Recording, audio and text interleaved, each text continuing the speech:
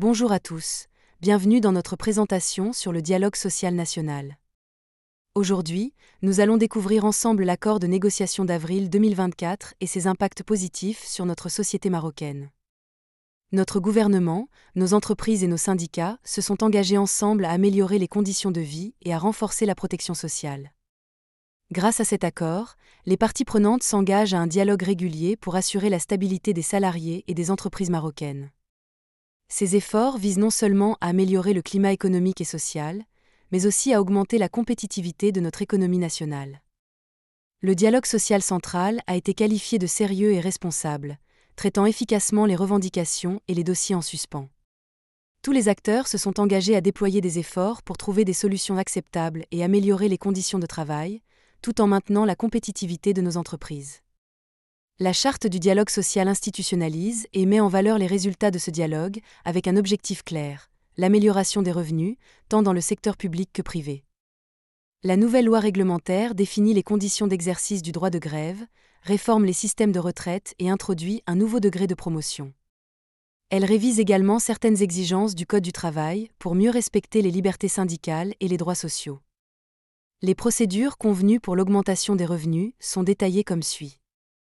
D'abord, dans le secteur public, il y aura une augmentation générale des salaires de 1000 dirhams, versée en deux tranches. La première, en juillet 2024 et la seconde, en juillet 2025. Ensuite, pour le secteur privé, une augmentation de 10% du SMIC et du SMAG est prévue en deux tranches. Pour le SMIC, la première est prévue en mois de janvier 2025 et la seconde, en janvier 2026.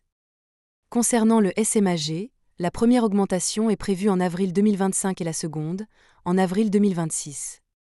De plus, pour les secteurs publics et privés, il y aura une augmentation des revenus nets défiscalisés de 30 000 à 40 000 dirhams, une exonération des revenus inférieurs à 6 000 dirhams par mois, une revue des différents taux du barème de l'impôt sur les revenus afin de les élargir, permettant ainsi une réduction de la charge fiscale pour les revenus de la classe moyenne, qui bénéficieront d'une diminution d'impôt d'environ 50% et enfin, une réduction du taux marginal de l'impôt sur le revenu de 38% à 37%. Sur un autre volet, la réforme du système de retraite se met en place avec deux pôles, public et privé, en préservant les droits acquis et en renforçant la gouvernance. Cette réforme sera présentée lors du prochain cycle du dialogue social en septembre 2024 et sera soumise à approbation législative en octobre 2024.